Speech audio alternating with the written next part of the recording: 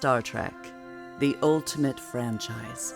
These are the voyages of 3 veteran Trekkies, Rich, Ian, and Toby. Their ongoing mission? To explore the vast Star Trek universe, to seek out new perspectives and fresh debates, to boldly go where no podcast has gone before. Beyond the final frontier.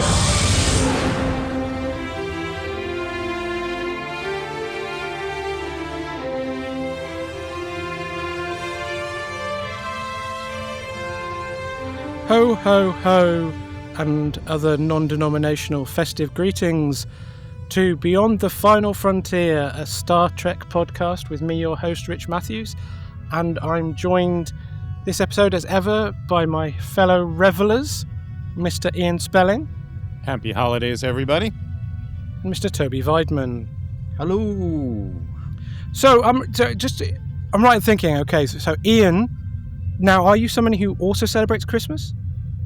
Christmas at this point is as much an American holiday as a religious holiday for many people. Yeah. My aunt and uncle used to actually celebrate both at the same time. My mom got mad at me years ago when I bought a little teeny tiny baby Christmas tree that lit up. She's like, "You're Jewish." And I'm like, "But we don't go to temple. We don't do anything. We celebrate the high holy days. What are you talking about?" But I'm not at all religious. My general theory about religion is it causes more problems than it solves. Agreed. My God is better than your God. Let's have a fight about it. But I do believe everybody needs something to believe in, and that's where it all is based in. Hopefully we all want to believe things are good, that people are good, that things will get better. And if praying to whatever or whoever your God is brings you that inner peace, God bless, man. There was an Irish comic called Dave Allen, old school, my dad's generation, and he used to do a sign off after every stand-up routine that I really like, which is, "May your God go with you." Right. And I think that's exactly right. I'm the same. I'm not religious. I would call myself an atheist, but I generally call myself an agnostic, meaning an atheist with a healthy fear of death. Yep. I would like to believe. Yeah, me too. And I can't imagine we're the only thing out there, or that this is the beginning, the middle, and the end. Yeah. So I do hold out hope that there is something, and I want to see my family again and my dog and all of that. So I remember as a kid seeing the reincarnation of Peter Proud, and that always made me wonder, is there more to this? Do we come back in some way, shape, or form? That was one of the first times I really started to think about this kind of thing. Yeah, but that's interesting because it's very fitting that we're all drawn to Star Trek with its very humanist philosophy behind it, and a similar skeptical yet optimistic view towards faith and religion and what it means for humanity. Agreed. Toby's been very quiet about this.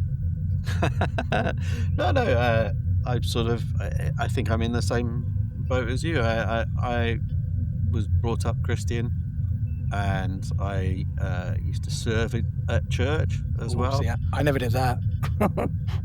My mum was very, very religious. And then, I don't know, as I grew older, it became less relevant to me. And I would say I'm agnostic. I think I kind of reject religion, but I think that there may be some form of God, whatever that might be out there. But why does he need a starship? Damn it, I was waiting. I was holding that back. I was like, I'm going to time that.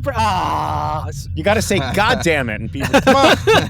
We got to go there. No, that's fair. God damn it. That's karma for last episode when I stole your wolf glory. Yeah. Bastard. Yeah, brilliant. So, the reason for this conversation is because our holiday theme for this episode is holiday episodes of Star Trek, which is a kind of a contradiction. Holiday stroke vacation. Well, see, we're adding vacation. Okay, you just want to. Come on, no, we're not. No, we're not. Family reunions also? No, you should. Right. You're the one that suggested this thing, and if I'd known I could include like riser and wooden totems for getting laid, that's a different story. Well, I mean, that's how I've structured my 7. Then I your very list specifically haven't picked any holodeck or holosuite episodes as a form of recreation. Well, my list is going to be very different to yours because I was rigid. Because and that means I think we're doing a holosuite episode at some point. I think probably holodeck episode, my friend. What are you, Ferengi?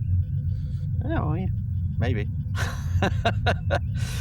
So yeah, my list is I've kind of like specifically picked stories where there is some form of break. You're just lucky when we're not including films, because otherwise I'd be doing Search for Spocker's Resurrection and blooming Generations because there's a Christmas tree in it. Right. Oh well. Well then, as I said, my list includes lots of episodes I would never even talk about, mention, or be interested in because I was desperately trying to find holiday-related episodes, of which there aren't really any. And my final two aren't holiday themed, but I've chosen them because they both have content which you could broadly consider to be specifically sort of Christian religious allegories or equivalent of festive holiday material. So so I anticipated this being a quick episode because there's barely anything to talk about. Clearly I was wrong, vacation boy. Like mine are in no order, just for the record. Yeah, I couldn't order these, apart from the last two. So Toby, hoist yourself by your own petard. You can go first. Well, I mean, the first episode where I would be talking about that is the original series Shore Leave. As an adult, I don't think it's a particularly good episode. It's a fine episode. It's not one of my favourites, but as a kid, it's one which really sticks in my mind because of all the imagery that's in there, particularly the giant white rabbit and Alice chasing after him. The samurai and the fight with Sulu and then Kirk, those things stick out in my mind. But it's just, I think it's a precursor to Risa, isn't it? In terms of like that's not what the planet is called, but I think it's sort of then put into the idea that this is a holiday planet. I think the script for this was very muddled. It was originally an idea, and I think the first script was by Theodore Sturgeon, the sci-fi writer, anti-writer, and then I think Gene Coon basically stepped in and tried to make some sense of it. I think his idea, Theodore's original idea, was very, very out there. I mean, it's still out there. My first episode, which took a more American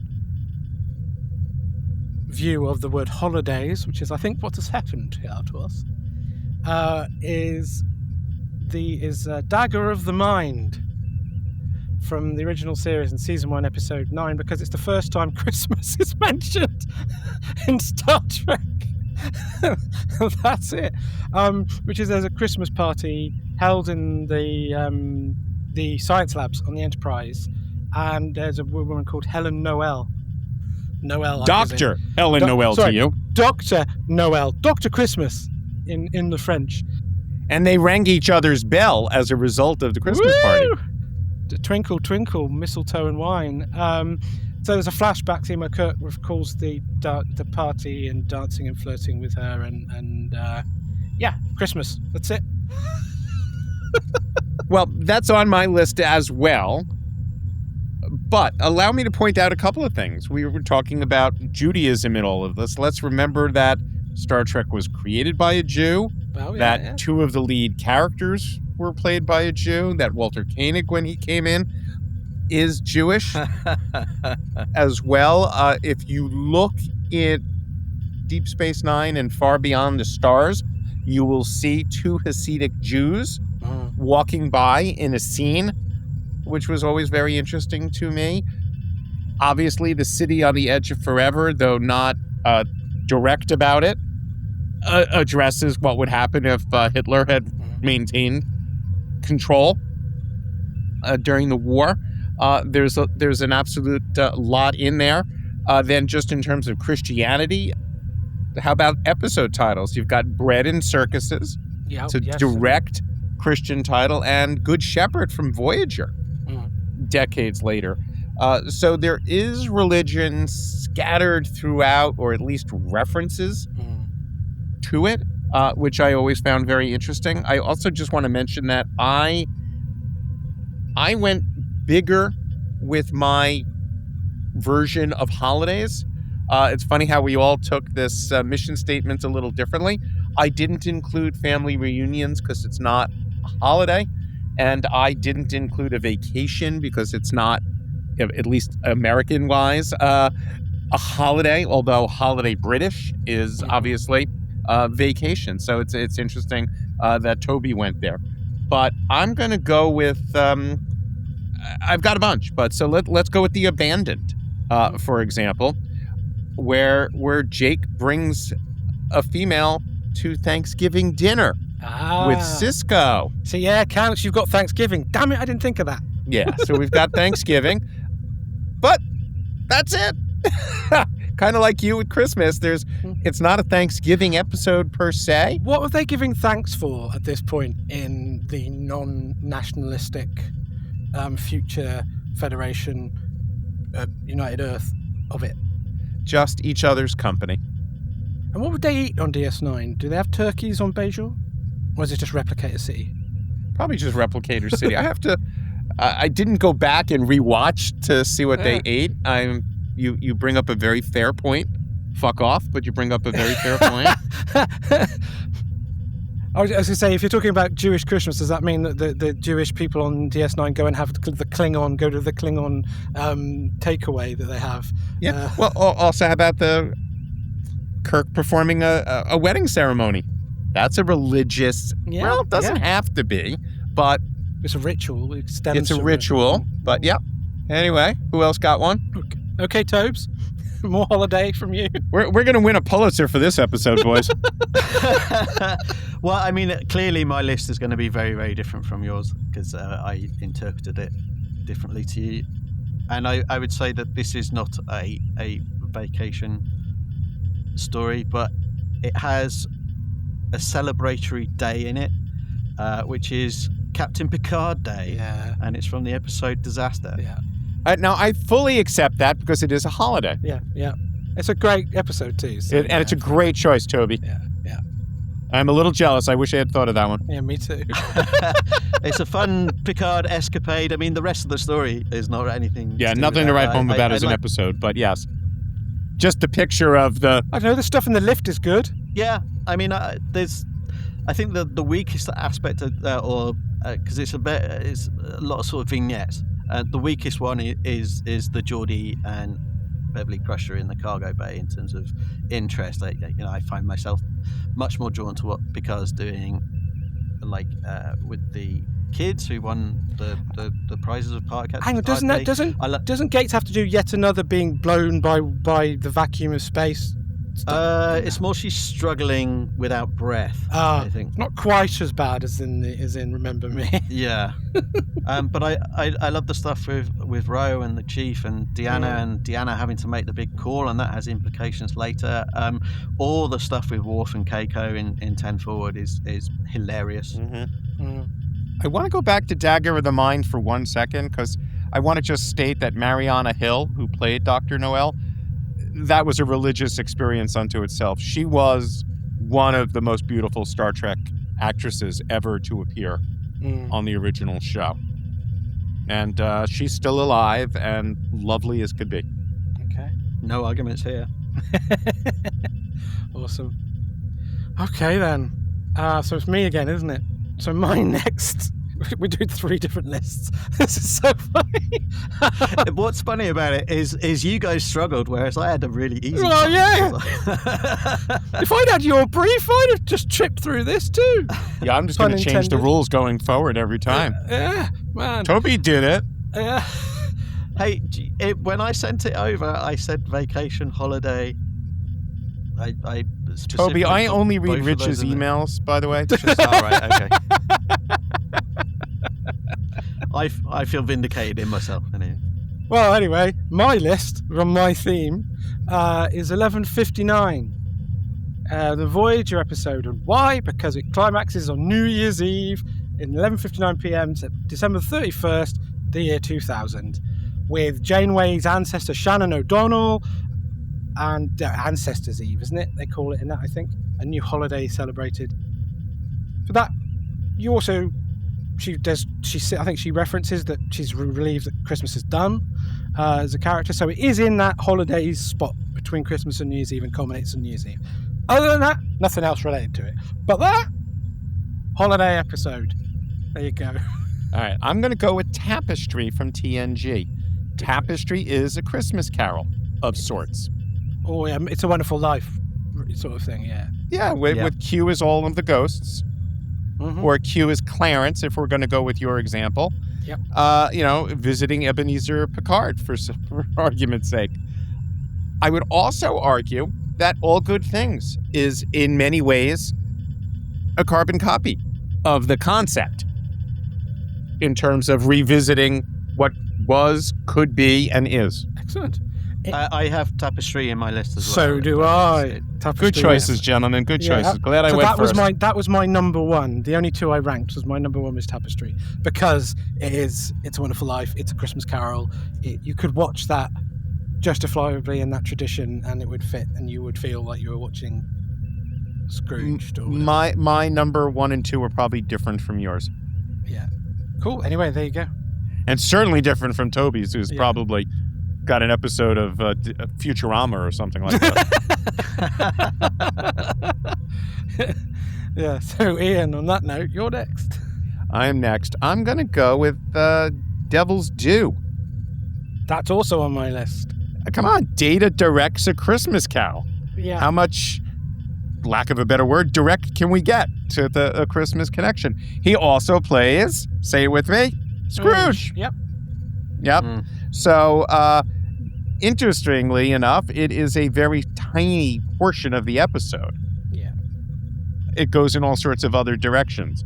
But if you're looking for a desperate Christmas connection that we seem to be doing with this episode, there you go. And you could team it with Patrick Stewart himself playing Scrooge on that TV special. Of course. And his one-man Broadway show. And the audiobook. All of which were fabulous, for the record. Yeah, he milked that, didn't he? God bless Sir Pat Governor. Toby, where are you taking us now? Well, wait. Toby, let me interrupt you before you start. Phase 2. Devil's Due was originally a Phase 2 story. Oh, was it? Oh, yeah. I didn't know that. Yep. Oh, there you go. My fifth spot is Strange New Worlds, Spock and Mock. It's a shore leave, or specifically for me, it's a shore stay episode, because the bit that I like the most in this episode is the essentially the adventure that Lan and Number One go on when they're staying on the Enterprise bingo. Ian went into this in a previous episode. I think it's just a really fun storyline for those. It's good character study of them. I think they're in the Strange New Worlds, they're the stiffer by the book characters, the officers, and here they actually get to enjoy themselves. And I also have got to shout out Dr. Mbenga in his fishing gear, because that makes me smile every time I think about it. It's a funny shot. It's a great shot. Well, Spock and Mock is in my list, and do you know why? No. Laan at one point says, it's like Christmas. Oh, right, okay. There you go. So you've gone very granular on it. Well, because if you're looking for the theme we thought we were looking for, it's hard. And I actually lied. I've got mine. I've got 6. I mean, I could include All Good Things as a separate thing, but it's basically Tapestry. And I mentioned Bread and Circuses and Good Shepherd. So I have 2 left, gentlemen. Well, I can do another quick one. Well, I have 4. Please do. Well, we got to make this one at least a half hour here. Yeah. So. My next one is Death Wish, Voyager. Oh, fuck you. That's mine. That's my number 1. Why? Because Q It's got a holiday ornament. Yes. Q turns the Voyager into a ball. Into a Hallmark ornament. Product placement, if ever there was any. There you go. It's only brief, but what are you going to do? Let's look. Is there any better example of Christmas, Star Trek, IDIC, the whole thing about not wanting to use, sell IDIC too much? Yeah. Remember, Nimoy was not happy with the medallion and all of that? Yeah. Could you imagine him watching this episode? I will tell you a very quick funny story, which is my uncle, my late uncle, Gerald Mayer, his uncle was Louis B. Mayer, a Metro-Goldwyn Mayer. He directed my favorite episode, my favorite episode of The $6 Million Man, which was a bionic Christmas Carol, which is basically Ray Walston as the Scrooge character, and Lee Majors has to, We can rebuild Christmas. Is that what we're saying? pretty much. And one of the Darrens from Bewitched is the Bob Cratchit character, and his wife is played by, God, I'm blanking on her name, another Star Trek guest actress. Was it the woman who played Sylvia? It'll come to me in a minute. But anyway, there is, in the episode, Steve Austin walks into a toy store and there's a $6 million man doll Wow. on the shelf. And so it That's totally meta. reminds me of this whole Death Wish thing with the Voyager, Hallmark ornament being in an episode. It was 1,000% a product placement meant to support Hallmark. I hope the price of the action figure was $6 million. No, it's not. It was not. I had don't know that. if you can see it, but there it is behind me. Wow. Oh, sat on the shelf. Yeah, That is my $6 million man man doll. Because you can look through the eye, can't you, and see... Yeah, the bionic eye, and Bionic eye. it lifted the engine. Yep. Yeah, but yeah, I had that too. It was my favorite show of all time, and it was so cool that... Yep. What did you think of the idea for ages that Mark Wahlberg was going to be in the $6 billion man? Well, just the concept that it went up so much money was ridiculous. When you really think about it, if he picked up a 1,000-pound item, his spine would still snap because the back wasn't bionic. So it was total fantasy. But it was cool to hear my uncle explain how they had him jump off a roof. It was a stuntman jumping down with a fan above him to blow the hair down. Oh, right. So that when he jumped up, it looked like he was going up. Really cool. And I was like 13 when that episode aired. So it was very neat. And the house where they live is the Psycho house because the episode was shot on the Universal lot because it was a Universal show. Did you see the exterior then? It's very In the episode. It's very identifiable. Oh, yeah, no question. Yeah. Happy Christmas! From the Bates Motel. Okay, Toby.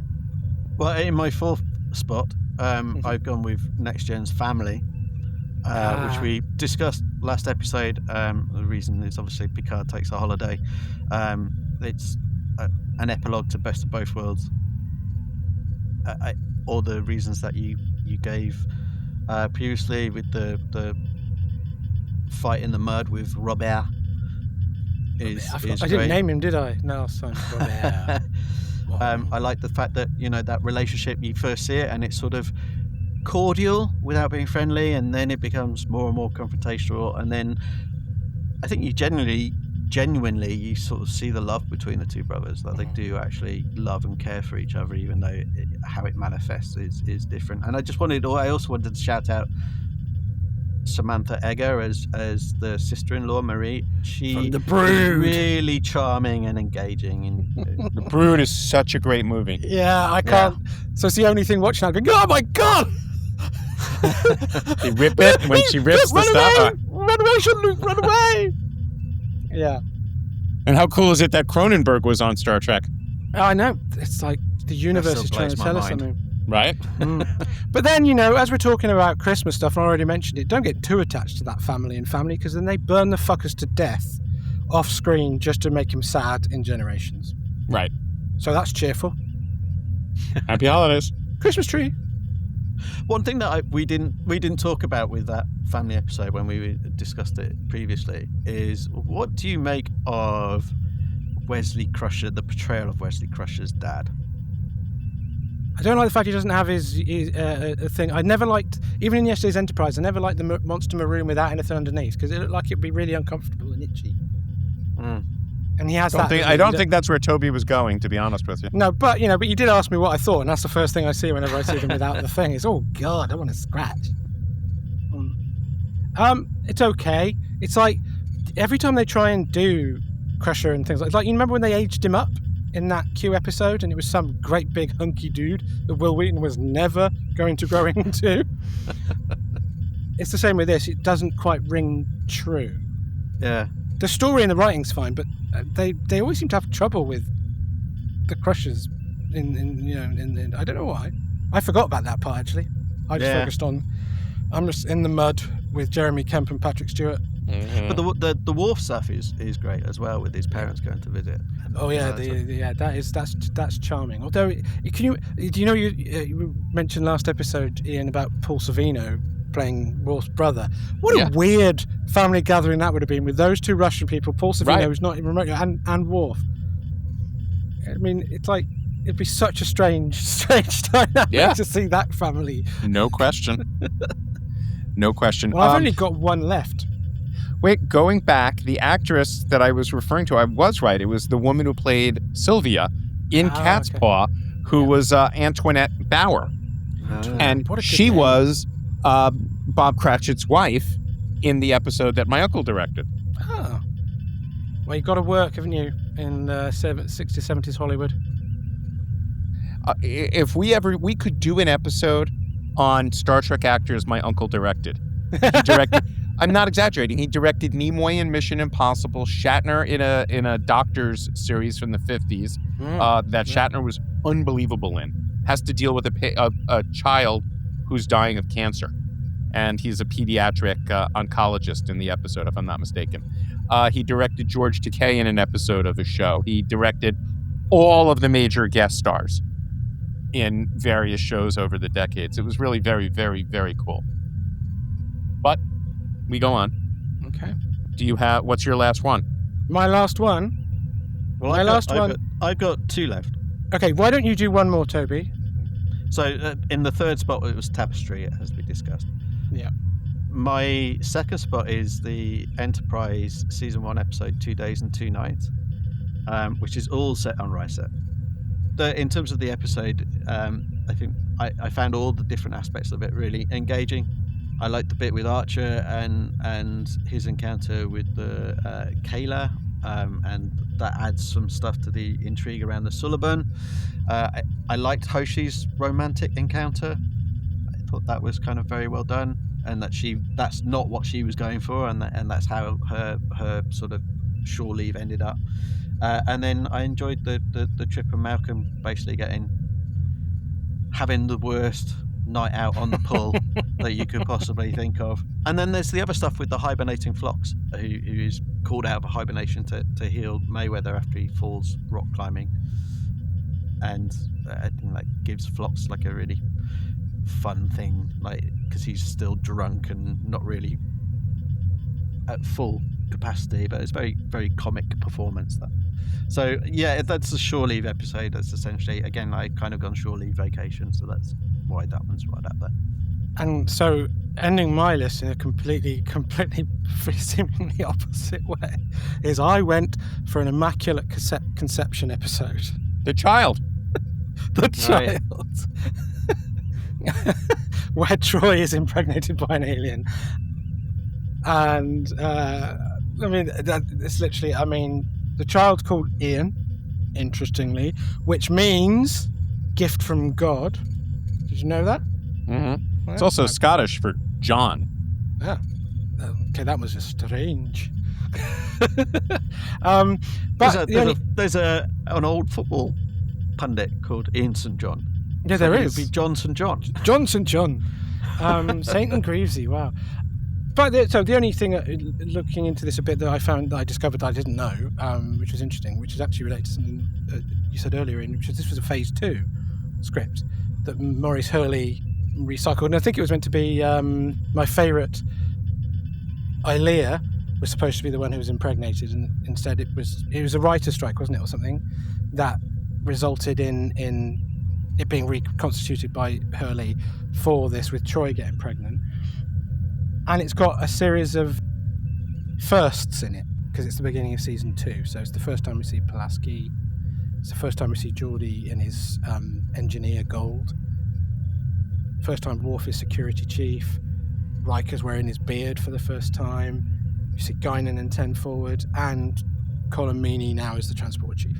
So there are some interesting things about the child, which is an episode I would not include in any list normally because I don't particularly think it's very good. No, I hate it. But it does have an immaculate conception in it, and nothing gets more Christmassy than not having a baby without actually getting any. Happy holidays. Toby, do you have a number one?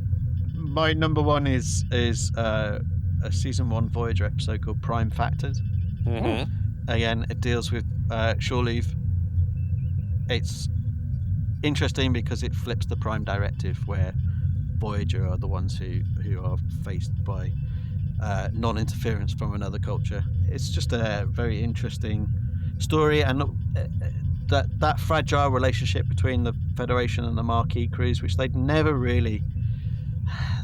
really make the most of it. No, never. It's still very evident here, and it's tested when some of the ex-Marquis essentially decide that they're going to take the technology and use it, and then you've got the surprise that it's actually Tuvok who is the one that betrays Janeway's trust, and that's very well executed in terms of the reveal of that. And everyone gets in trouble, but it's a good early episode of Voyager for me. But it is the fact that they essentially find a planet which offers all the pleasures that you could possibly want. So it's another pleasure planet called Sikaran, something like that. Well, it's not Sicario. Not Sicario, no. Oh, that'd be a different kind of pleasure planet. Yeah. It would, yeah.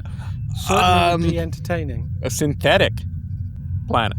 All right, Yeah. So my number one is a holiday episode, but not Christmas or Christian. Hanukkah or any of those holidays. Okay. Can anybody guess what holiday? Is it Klingon? No. It is Halloween. Oh, see, yeah, smart. So I went with Cat's Paw. Yeah, smart. And Cat's Good Paw move. is unofficially the Halloween episode Yeah. of the original series. Yeah, Good you, shout. you It was- win. You win. It was written by Robert Bloch, who wrote Psycho, Yep. which was in my uncle's episode, which featured Antoinette Bauer, who is Sylvia in Cat's Paw. See the way this all comes together, people? It's like a freaking holiday unto itself, all the connections. But you have the creepy castle.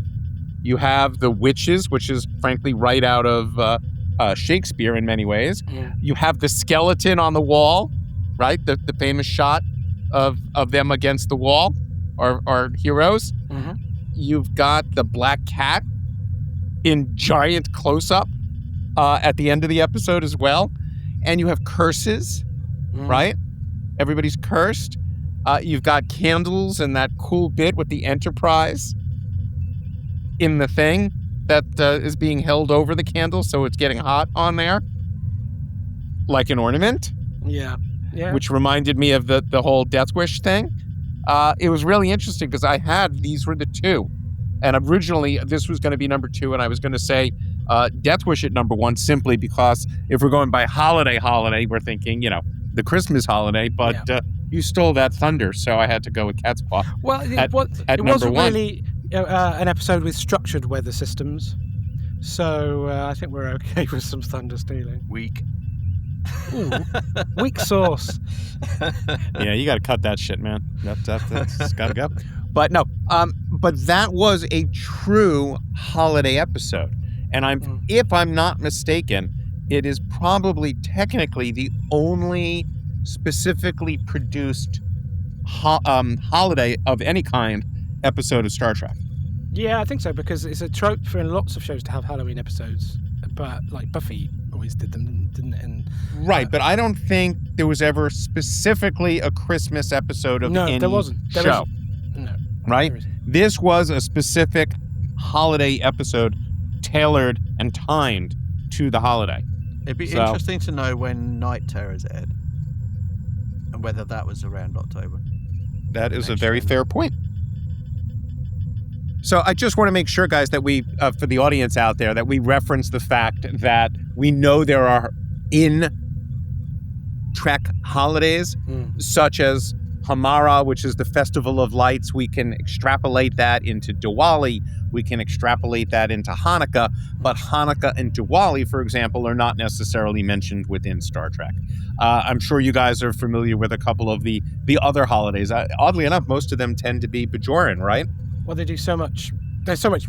It's interesting, isn't it? Because DS9 does do a lot more faith than any of the other shows for obvious reasons. And it's interesting because the one I particularly think of is the Gratitude Festival, because it comes up in multiple episodes. In it's even in the Nagus, but it's in like Fascination as well.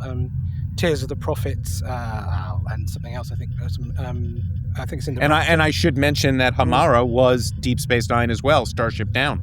Yeah, so the Gratitude Festival, which is basically one of the dates back to like so thousands of years on Bajor, and they burned leaves and wrote things on renewal scrolls, etc., symbolically turning your troubles to ashes again. But it's sort of mirroring in that and stuff. So yeah, there's a lot of human belief systems being mirrored and cleverly applied to the Bajorans definitely in Deep Space Nine. Yeah, I mean there was the Bajoran time of cleansing as well, which is a period of fasting. So I mean you can definitely relate that to like Ramadan or Lent or something like that. So right, and don't forget the Day of Honor for the Klingons. Yep. Right.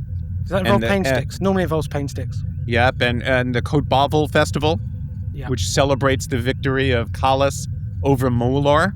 Well, I think it's clear that even though that we're focusing, certainly Ian and I have interpreted this as very much a sort of Western Judeo-Christian holidays to some degree, but there's probably a religion. We've definitely got to do Religions of Star Trek episode, because this clearly is. And given the fact that it's a humanist and sort of non-religious origins and philosophy from Roddenberry, it's really interesting how much religion is actually in it. So including Greek gods and all sorts. So right, and Romulans had Republic Day. The founding of the Republic. So there's a lot of that. Absolutely. Who cares about the Romulans? Hey, be nice. They'll kill you. They'll kill you.